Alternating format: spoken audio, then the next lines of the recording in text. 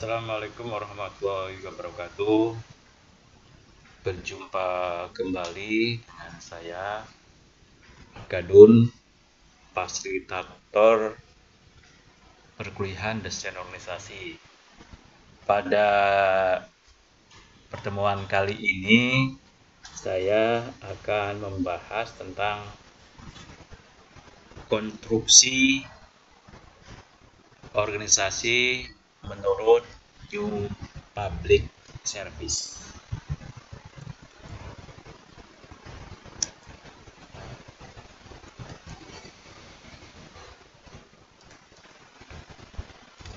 Sebelum sampai kepada pembahasan bagaimana konstruksi organisasi menurut atau berdasarkan perspektif New Public Service atau NPS, mari kita bahas terlebih dahulu latar belakang lahirnya NPS. Paradigma NPM, New Public Management, mendasarkan diri pada prinsip-prinsip ekonomis, efektif, dan efisien. Dianggap tidak kompatibel selaras dengan perkembangan zaman. Kegagalan pasar terjadi tahun 1930-an karena prinsip ekonomi efektif dan efisien tidak selalu dapat diwujudkan untuk semua kebutuhan publik atau public good, baik itu barang dan jasa, barang publik maupun jasa publik. Seperti kita ketahui bahwa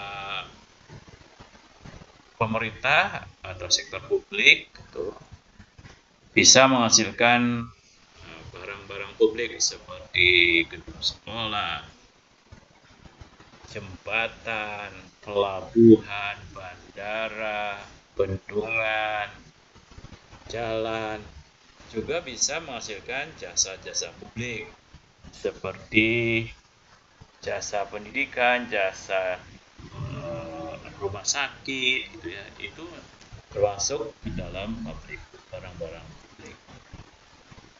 Sektor swasta umumnya hanya memproduksi barang-barang untuk memenuhi kebutuhan individual atau privat.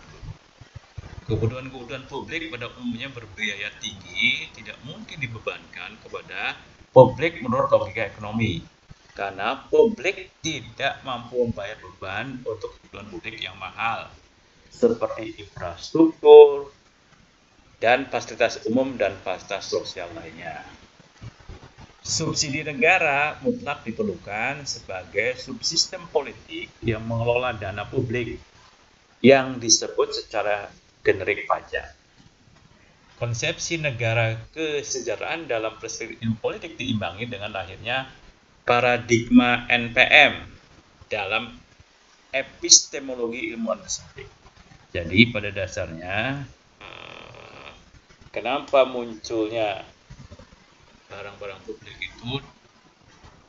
Ya karena pada dasarnya untuk yang fasilitas umum dan fasilitas sosial itu kadang-kadang tidak bisa publik masyarakat itu mendanainya, membelinya. Tapi dengan mekanisme pajak fiskal gitu ya, harusnya untuk mendanai fasilitas umum dan fasilitas sosial itu ya didanai dari pajak. Prinsip demokrasi menjadi pengelolaan negara. Negara bertanggung jawab terhadap pemenuhan kebutuhan publik warga negaranya. Pelibatan publik dalam pembangunan dilaksanakan secara partisipatif,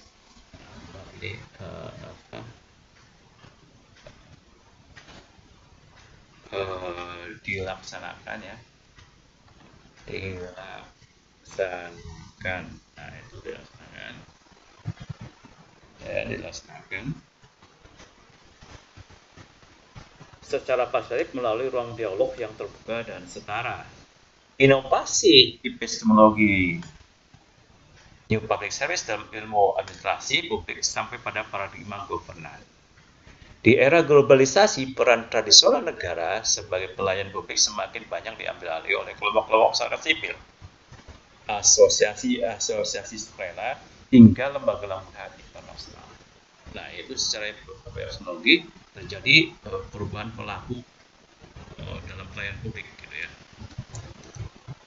Ilmuwan relasi publik tidak hanya memandang relasi antara negara dan publik secara kelembagaan, tetapi memperluas maknanya dengan mencermati relasi antara kelompok sipil yang menjalankan fungsi negara bagi publik. Meskipun paradigma ilmuwan relasi publik terus berkembang dan paradigma baru melakukan kritik terhadap paradigma lama, pada praktiknya pelaksanaan pengelolaan administrasi publik di banyak negara termasuk di Indonesia tidak semata-mata secara sektorik bisnis gitu ya, perusahaan berdasarkan pada suatu paradigma tertentu. Praktek administrasi publik di banyak negara termasuk Indonesia dikembangkan secara sintesis atau campuran atau hibrid. Prinsip-prinsip NPM masih diberlakukan di tanah air, utamanya dalam konteks sistem akuntansi. Maaf nih, langsung diperbaiki ya, akuntansi. Jadi sistem akuntansi pemerintahan atau SAP dengan prinsip-prinsip tata kelola yang transparan dan akuntabel. OPA atau Oath Public Administration pun masih berlaku ketika negara menjadi bagian integrasi sistem politik.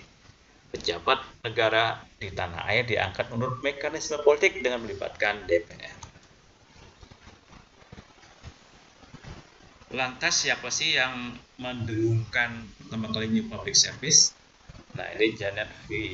Den Haag dan Robert B. Den Haag dalam sebuah jurnalnya, artikelnya di jurnal itu The New Public Service Serving Not Steering. Ini terbit tahun 2003. Paradigma New Public Service dimaksudkan untuk mengcounter paradigma administrasi yang menjadi arus utama mainstream saat ini, yaitu paradigma New Public Management yang berprinsip run government like a business atau market is solution to the ills in public sector. Gagasan Den Haag dan Den Haag tentang pelayanan publik baru menegaskan bahwa pemerintah seharusnya tidak dijalankan seperti layaknya sebuah perusahaan, tetapi melayani masyarakat secara demokratis, adil, merata, tidak diskriminatif, jujur, dan akuntabel. Di sini pemerintah harus menjamin hak-hak warga negara, masyarakat, memenuhi ketanggungjawabnya kepada masyarakat dengan mengutamakan kepentingan warga masyarakat. System first harus menjadi pegangan atas semboyan pemerintah. Nah, ini bagaimana perbedaan antara OPA, NPM, dan NPS menurut Den Haag ini. Dari dasar teoritis dan fondasi epistemologi, OPA ini menggunakan teori politik, sedangkan New Public Management itu menggunakan teori ekonomi, sedangkan New Public Service menggunakan demokrasi. Rasionalitas dan model perilaku manusia, ini New Public Administration itu menggunakan rasionalitas sinoptik atau manajemen. Ya, sedangkan New Public Management itu ya bisa sebagai pelaku bisnis, dan New Public Service adalah kewarganegaraan. Konsep kepentingan publik, kepentingan publik secara politis dijelaskan dan diekspresikan dalam aturan hukum. Itu menurut OPA. Sedangkan menurut NPM, kepentingan publik mewakili agregasi kepentingan individu. Sedangkan New Public Service, kepentingan publik adalah hasil dialog berbagai nilai. Responsivitas birokrasi publik itu kalau OPA memandang masyarakat itu sebagai klien dan konstituen, sedangkan dalam NPM itu sebagai customer, sedangkan menurut NPS itu masyarakat itu sebagai citizen. Peran pemerintah kalau OPA itu rowing, kalau NPM itu steering, kalau NPS itu serving. Nah, pencapaian tujuan ini oleh badan pemerintah, kalau NPS itu oleh organisasi privat dan non-profit, Sedangkan new public service policy antara organisasi publik, non-profit, dan privat. Akuntabilitasnya ini hierarki administratif dengan berbagai jenjang. NPM itu bekerja sesuai dengan kehendak pasar atau keinginan pasar. Dan kalau di public service itu sudah multi aspek akuntabilitas hukum, nilai-nilai, komunitas, norma. Sedangkan diskresi administrasi ada diskresi terbatas. NPM itu diskresi diberikan secara luas. NPS di diskresi ditentukan tetapi dibatasi dan bertanggung jawab. Struktur organisasi, nah ini yang kita akan membahasnya itu adalah struktur organisasi yang tandai dengan otoritas top down. Sedangkan desentralisasi organisasi dengan kontrol utama berada pada agen. Nah, sedangkan new public service adalah struktur kolaboratif dengan pemilikan yang berbagi secara internal dan eksternal. Asumsi terhadap motivasi pegawai dan administrator, gaji dan keuntungan proteksi. Semangat entrepreneur. Sedangkan new public service adalah pelayanan publik dengan keinginan melayani masyarakat. New public service adalah paradigma yang berdasar atas konsep-konsep yang pada hakikatnya sesuai dengan nilai-nilai yang ada di masyarakat. Peran dari pemerintah adalah mengkolaborasikan antara nilai-nilai yang ada sehingga kongruen dan sesuai dengan masyarakat. Sistem nilai dalam masyarakat adalah dinamis sehingga membutuhkan pelayanan prima dari pemerintah. Ada 7 kunci pokok membedakan NPS dengan NPM dan OPA. Tadi sudah ada juga perbedaan. Nah ini yang lebih mendetail lagi, yaitu perbedaan pertama serving rather than steering, melayani warga bukan customer, bukan memfasilitasi gitu ya. Yang kedua, the public interest is the aim, not what product. Apakah kepentingan publik bukan produk. Think strategically, act democratically, berpikir strategis, bertindak demokratis. Serve citizen, not customer, melayan warga negara bukan customer. Accountability is not simple, akuntabilitas bukan hal yang sederhana. Value people, not just productivity, menghargai manusia bukan sekedar prioritas. Dan yang terakhir, value citizenship and public service about entrepreneurship, nilai kewarganegaraan dan pelayanan publik lebih berharga daripada kewirausahaan. Nah, apa sih yang dimaksud dengan serving dan steering? Peran penting yang berkembang dalam pelayanan publik adalah membantu masyarakat dalam mengartikan atau memahami kepentingan mereka, mengatur atau mengarahkan masyarakat ke arah yang diinginkan masyarakat. Jadi bukan tentang iya atau tidak, tapi pemerintah mengajak masyarakat untuk bersama-sama merumuskan apa yang harus dilakukan dan merealisasikannya. Lalu apa sih kalau kepentingan umum dan paling utama itu aparatur negara bukan aktor utama dalam merumuskan apa yang menjadi kepentingan publik. Administrator publik adalah aktor penting dalam sistem pemerintahan yang lebih luas, yang terdiri dari warga negara, kelompok, wakil rakyat, dan lembaga-lembaga lainnya. Administrator negara mempunyai peran membantu warga negara mengartikulasikan kepentingan publik. Warga negara diberi suatu pilihan di setiap tahapan proses pemerintahan, bukan hanya dilibatkan pada saat pemilihan umum saja. Administrator publik berkewajiban memfasilitasi forum bagi terjadinya dialog publik. Argumen ini berpengaruh terhadap peran dan tanggung jawab administrasi publik yang tidak hanya berorientasi pada pencapaian tujuan ekonomis, tapi juga nilai-nilai yang menjadi manifestasi kepentingan publik seperti kejujuran, keadilan, kemanusiaan, dan sebagainya. Namun pada kenyataannya, para pelayan publik masih belum mengutamakan kepentingan publik. Sebagai contoh misalnya, dalam proses pemberian pelayanan umum kepada masyarakat, penyelenggara pelayanan secara berkali-kali menunda atau mengulur waktu dengan alasan yang tidak dapat dipertanggungjawabkan. Sehingga proses administrasi yang dikerjakan menjadi tidak tepat waktu sebagaimana ditentukan secara patut dan mengakibatkan pelayanan umum tidak ada kepastian sehingga menimbulkan masyarakat yang tak nyaman dan menghilangkan rasa kepercayaan terhadap pelayan. Value citizenship over entrepreneurship. New public service. Nah, ini mohon maaf ini juga tahu.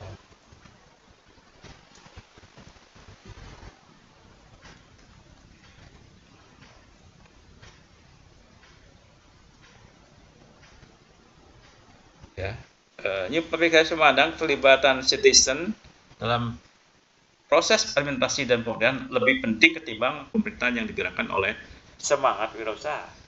New Public Service berargumen kepentingan publik akan lebih baik bila dirumuskan dan dikembangkan oleh aparatur negara bersama-sama dengan warga negara yang punya komitmen untuk memberi sumbangan berarti bagi kehidupan bersama daripada oleh manajer berjiwa wirausaha yang bertindak seolah uang dan kekayaan publik itu milik mereka. Tak jarang proses pelayanan dijadikan lahan untuk meraup keuntungan oleh oknum yang tidak bertanggung jawab. Nah,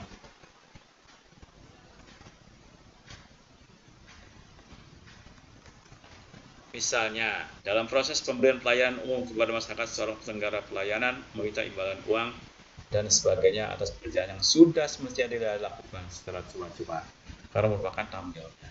Seorang pejabat atau penyelenggara pelayanan menggelapkan uang negara, perusahaan negara dan sebagainya untuk kepentingan pribadi atau orang lain sehingga menyebabkan pelayanan publik tidak dapat diberikan kepada masyarakat secara baik. Think strategically, act democratically. Ide utama prinsip ini adalah bahwa kebijakan dan program untuk menjawab kebutuhan publik adalah dapat efektif dan responsif apabila dikelola melalui usaha kolektif dan proses kolaboratif.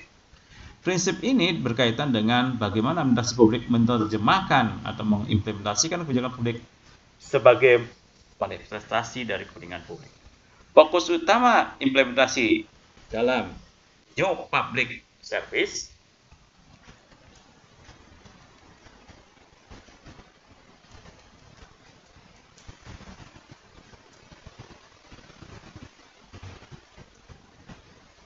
pada kelibatan citizen atau warga negara dan pembangunan komunitas, community building.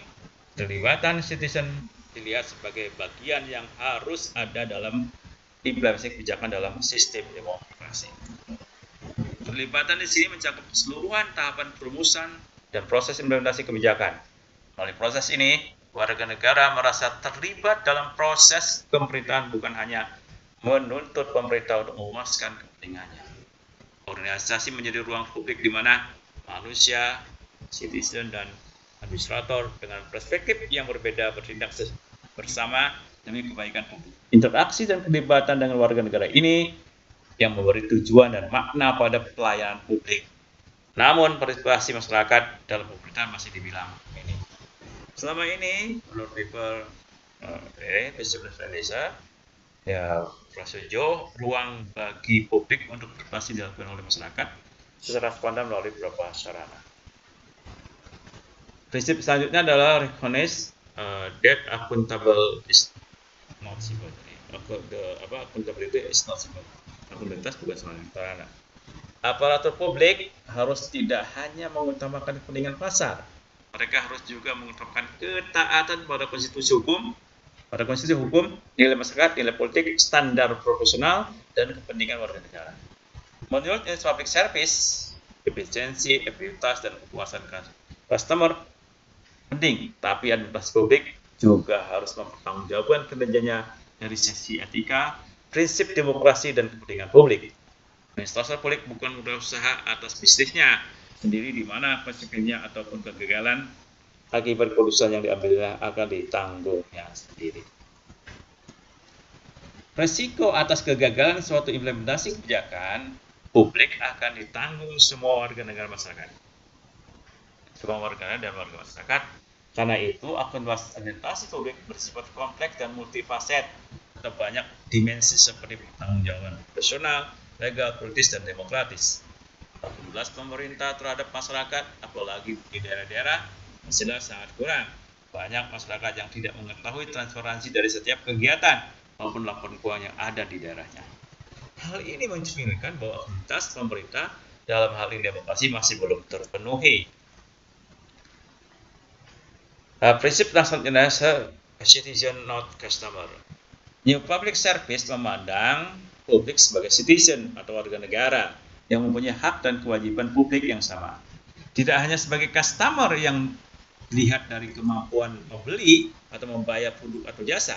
Citizen adalah penerima dan pengguna pelayanan publik yang disediakan pemerintah dan sekaligus juga subjek dari berbagai kewajiban publik seperti mematuhi peraturan perundang-undangan, membayar pajak, membela negara, dan sebagainya. New public service melihat publik sebagai warga negara yang mempunyai hak dan kewajiban dalam komunitas yang lebih luas. Adanya unsur paksaan dalam mematuhi kewajiban publik menjadikan relasi negara dan publik tidak bersifat sukarela. Karena itu, abdi negara tidak hanya responsif terhadap customer, tapi juga fokus pada pemenuhan hak publik serta upaya membangun hubungan kepercayaan, trust, dan kolaborasi dengan warga negara. Hal di atas masalah belum terlaksana dengan baik karena kadangkala ditemui adanya pelayanan publik yang mendahulukan pelayanan terhadap pihak yang mempunyai kedudukan ataupun masyarakat yang menggunakan uang sebagai proses dari pelayanan publik. Misalnya pembuatan KTP agar prosesnya cepat selesai, maka seorang membayar si pelayan publik tersebut, sedangkan seorang yang tidak membayar dayanya dengan wajar dan kadang-kadang cenderung diundur-undur. Hal ini menunjukkan bahwa proses pelayanan masih mengikuti kemampuan seorang untuk membeli atau membayar suatu produk jasa. Value people, not just productivity.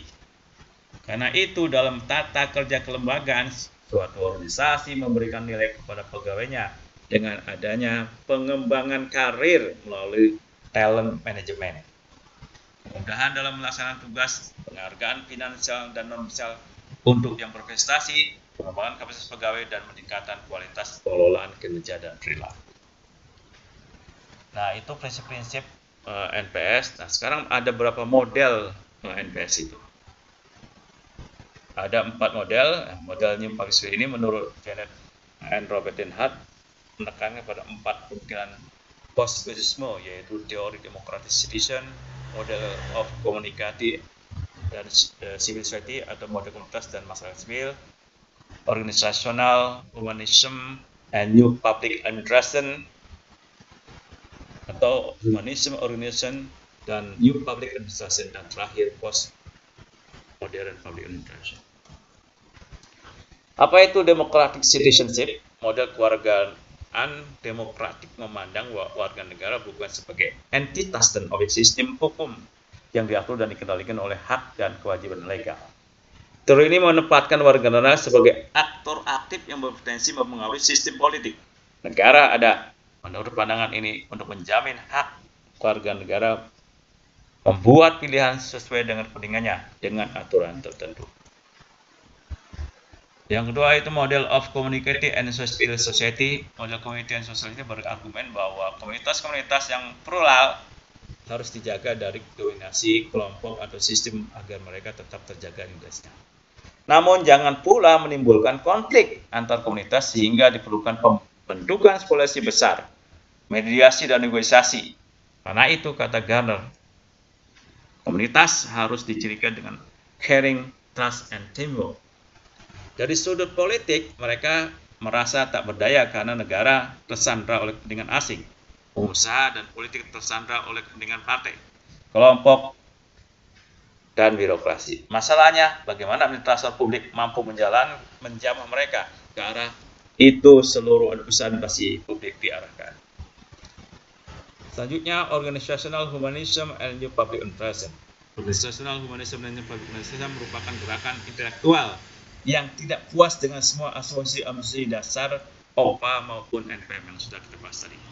Gerakan administrasi publik baru sangat dipengaruhi oleh paradigma kritis, konstruktif, dan interpretatif dalam yang bermuara pada paradigma humanistik atau post-positivisme. Mereka berasumsi ilmu-ilmu sosial berbeda dengan ilmu alam. Dari sudut aksiologis, ilmu tidak bisa dilepaskan dari nilai. Realitas secara epistemologis adalah hasil konstruksi bersama antara peneliti dengan yang teliti.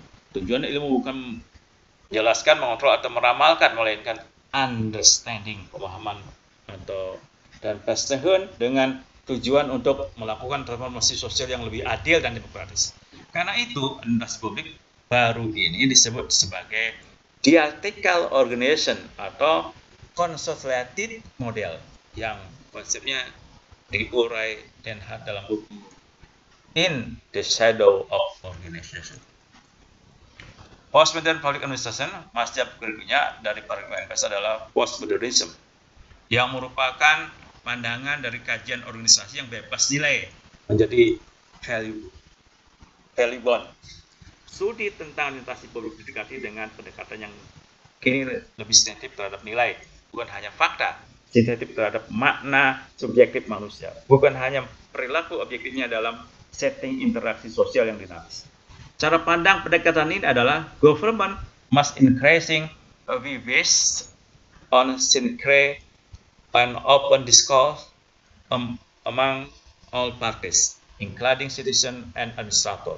Para pendukung Tory Posto punya perhatian menekankan pada wacana yang membuka proses intersubjektivitas manusia dalam konteks dinamika organisasi.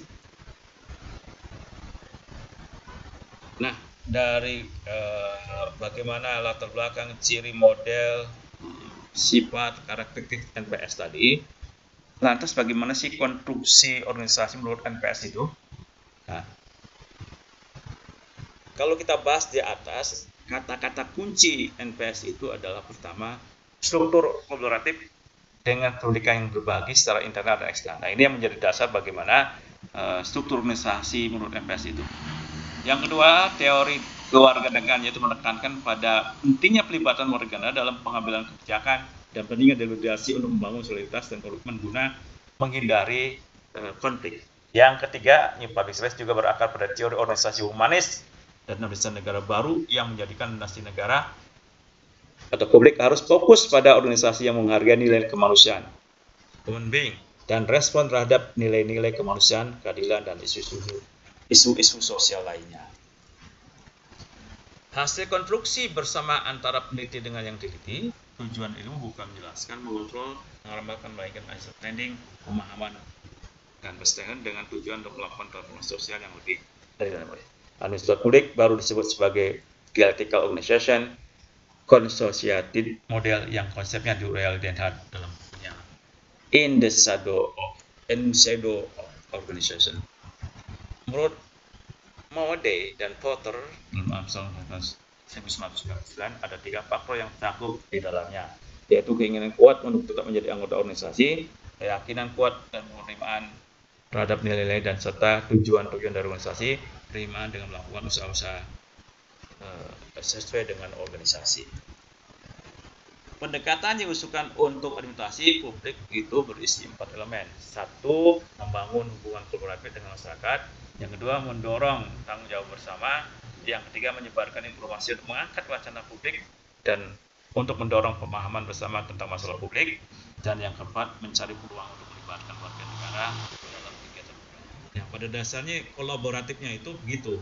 Ya, jadi menurut MPS itu struktur organisasi harus kolaboratif, bukan hanya yang bekerja di pemerintah saja, tapi juga pihak swasta, organisasi kemasyarakatan, organisasi profesi, ya, organisasi keagamaan, dan civil society atau komunitas lainnya itu. Itulah yang mari kita saling memberikan apa yang bisa diberikannya. Nah, oleh karena itu konstruksi organisasi itu pada dasarnya menggunakan tadi struktur yang kolaboratif. Ini ada pertama kali mulai sebagai sumber kekuasaan yang memiliki yang spesifikasi, intensif, tantangan untuk partisipasi, bagaimana sebenarnya kerjasama publik bisa terjadi. Oleh karena itu sebenarnya ada desain bagaimana sebenarnya partisipasi itu dilakukan baik secara efektif dan inklusif. Nah, tapi harus ada desain, ya. Desainnya itu adalah bagaimana proses kolaboratif itu terjadi. Ya, proses kolaboratif terjadi, terutama ini membangun kepercayaan dulu supaya terjadi komitmen kepada proses. Kalau ada pengakuan bersama, pengakuan kebebasan secara bersama, kemandirian proses, lalu keterbukaan di dalam pencapaian tujuan bersama. Nah, ini harusnya dilakukan secara dialog, ya, dan tentu saja ini adalah hasil yang diinginkan, yaitu harus menjadi pemahaman yang bersama, terutama harus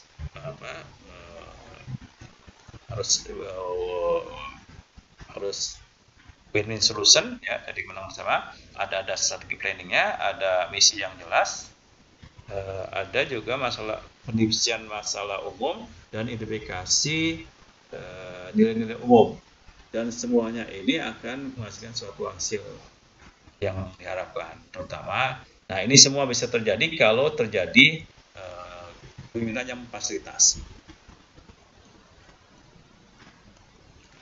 Nah, oleh karena itu, 4 variabel collaborative governance itu adalah starting condition, kondisi awal. Kondisi awal menetapkan tingkat kepercayaan, konflik, dan modal sosial yang akan menjadi sumber daya atau hal utama selama proses kolaborasi.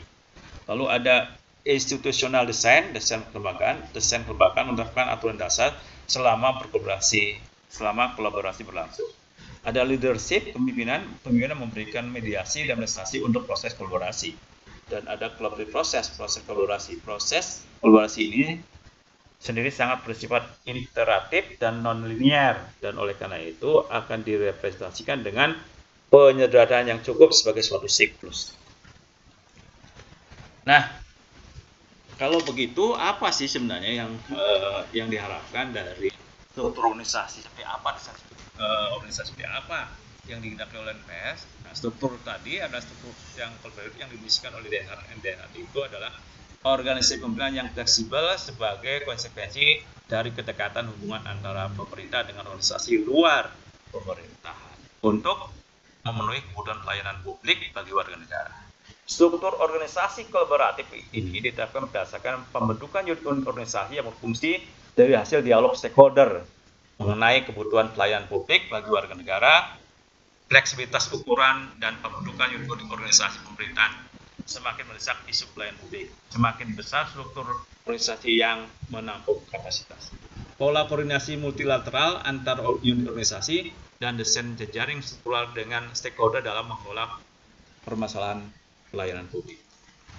Berdasarkan visi struktur organisasi kolaboratif yang dikehendaki NPS, maka struktur organisasi yang mendekati adalah struktur organisasi jaringan. Akan tetapi, karena mainstreamnya ada struktur organisasi leader dan staff, maka dapat dihubungkan juga struktur organisasi ad hoc dan virtual. Manakala struktur organisasi jaringan, pemerintah berkolaborasi dengan sektor privat atau civil society, atau komunitas, atau organisasi profesi, organisasi sosial masyarakatan, organisasi kemanusiaan dalam menyediakan pelayanan publik dengan pemerintah sebagai pengendali. Manakala struktur organisasi ad hoc, maka orang-orang yang terlibat dalam pelayanan publik tersebut adalah gabungan teknokrat, pemerintah, dan profesional, atau pakar secara individual dari berbagai organisasi lain, tinggi, swasta, komunitas, industri, dan organisasi profesi. Jika struktur organisasi virtual, maka pihak yang terlibat pelayanan publik tersebut bisa organisasi atau komunitas, bisa juga individual. Pembagian kerja dalam struktur jaringan sesuai kontrak kerja sehingga sektor privat atau organisasi profesi diberi tanggung jawab menjalankan seluruhnya atau sebagian pelayanan publik. Pekerjaan atau kegiatan pelayanan publik dikerjakan atau disubkontraktorkan oleh sektor privat atau organisasi profesi atau komunitas untuk melakukan kegiatan pelayanan publik di bidang tertentu, sehingga pembagian kerja sesuai dengan kontrak kerja atau MOU, misalnya dalam pembuatan PASUM dan PASOS. Pembagian kerja dalam struktur ad hoc sesuai dengan SK di mana nama-nama yang tercantum dalam SK tersebut melakukan pekerjaan atau kegiatan dalam pelayanan publik tertentu, misalnya dalam pembuatan peraturan perundang-undangan, penelitian. Pembagian kerja dalam struktur virtual sesuai dengan kontrak kerja di mana organisasi atau individu yang tercantum dalam kontrak kerja tersebut melakukan pekerjaan atau kegiatan pelayanan publik, misalnya dalam penyelenggaraan PON, beberapa pekerjaan dilaksanakan pihak privat, organisasi profesi, atau individual. Departementalisasi dalam struktur jaringan merujuk ke kontrak kerja berdasarkan bidang usaha masing-masing sektor publik, konsultan, penyedia barang publik, penyedia jasa publik. Departementalisasi dalam struktur organisasi ad hoc merujuk kepada SK berdasarkan bidang pekerjaan, profesi, dan pekerjaan. Misalnya dalam pembuatan peraturan undangan, bukan ahli hukum, ahli administrasi publik, dan ahli yang dibahas dalam ahli teknis yang dibahas dalam peraturan publik tersebut. Departementalisasi dalam struktur organisasi virtual berdasarkan teknis pekerjaan yang dikontrakkan dengan sektor privat atau organisasi profesi atau individual. Misalnya dalam PON ada yang mengurus promosi, penyelenggaraan kejuaraan, pertanggungjawaban legal. Rantai komando dalam struktur organisasi jaringan didasarkan pada kontrak kerja di satu pihak pemerintah memerintahkan pihak lain sektor privat melakukan pekerjaan atau kegiatan pelayanan publik. Sementara rantai komando di sektor privat tergantung struktur organisasi masing-masing sektor privat. Rantai komando dalam struktur organisasi ad hoc didasarkan pada SK Kementerian, di mana pejabat pemerintah memerintahkan kepada ketua panitia untuk melakukan pekerjaan atau kegiatan pelayanan publik. Sedangkan ketua panitia memberikan komando pada seksi, bagian atau bidang untuk mengerjakan pelayanan di bidang masing-masing. Selanjutnya, kepala seksi atau bidang memerintahkan pelaksana untuk mengerjakan pekerjaan sesuai dengan tupoksi masing-masing. Rantai komando dalam struktur organisasi virtual merujuk pada SK dan kontrak kerja, di mana pemimpin pemerintah memerintahkan ketua penyelenggara atau panitia untuk mengerjakan pekerjaan pelayanan publik. Ketua penyelenggara memerintahkan sektor privat atau komunitas atau organisasi profesi untuk mengerjakan sebagian kegiatan pelayanan publik. Sektor privat atau komunitas atau organisasi profesi memerintahkan subkontraktor atau langsung individu untuk mengerjakan sebagian kegiatan pelayanan publik sesuai dengan tupoksi dan keahlian. Rentang kendali atau rentang manajemen dalam struktur organisasi jaringan merujuk kepada kontrak kerja. Pemerintah sebagai pemberi pekerjaan, pelayanan publik akan mengendalikan dan mengawasi barang dan jasa sesuai dengan kontrak kerja. Sehingga pengawasan pengendalian terhadap kinerja rekanan, terhadap kualitas dan kualitas barang dan jasa termasuk waktu penyelesaian. Rentang kendali di organisasi rekanan sesuai dengan struktur organisasi masing-masing rekanan. Rentang kendali struktur organisasi ad hoc merujuk pada SK. Sehingga pembuat SK akan mengawasi dan mengendalikan individu untuk bekerja sesuai dengan outcome yang mendaki. Pemimpin dalam SK tersebut mengawasi dan mengendalikan individu yang terlibat dalam pengerjaan sub-sub proyek atau sub-sub kegiatan sesuai dengan outcome yang didaki dan pada waktu penyelesaian. Rentang kendali struktur organisasi virtual merujuk ke SK atau kontrak kerja, di mana pemerintah membuat kementerian, kedua penyelenggara atau penyelenggara yang dikendalikan dan diawasi pembuat SK atau kontrak kerja baik secara organisatoris atau individual sebagai suatu rekanan. Ketua panitia atau penyelenggara melakukan pengawasan atau pengendalian secara longgar rekanan baik secara organisatoris maupun individual. Rekanan inilah yang mengendalikan pegawai atau kerjanya agar menghasilkan kualitas kerja dan hasil sesuai dengan kontrak kerja. Model pengambilan keputusan struktur organisasi jaringan lebih bersifat desentralisasi dalam segi teknis, sedangkan kebijakan masih bersifat sentralisasi, terutama ketentuan kualitas dan kualitas barang dan jasa serta waktu penyelesaian. Model pengambilan keputusan struktur organisasi ad hoc dan virtual juga tidak berbeda dengan struktur jaringan yang lebih bersifat desentralisasi secara teknik, sedangkan dari segi kebijakan tetap sentralisasi. Terakhir ini berkaitan dengan formalisasi struktur organisasi jaringan merujuk kepada peraturan perundangan yang berlaku dan MOU atau kontrak kerja. Formalisasi struktur organisasi ad hoc merujuk kepada peraturan perundang-undangan dan SK. Formalisasi struktur organisasi virtual merujuk kepada peraturan perundang-undangan, SK, dan kontrak kerja. Saya kira itu yang bisa saya sampaikan berkaitan dengan bagaimana konstruksi organisasi menurut NPS. Assalamualaikum warahmatullahi wabarakatuh.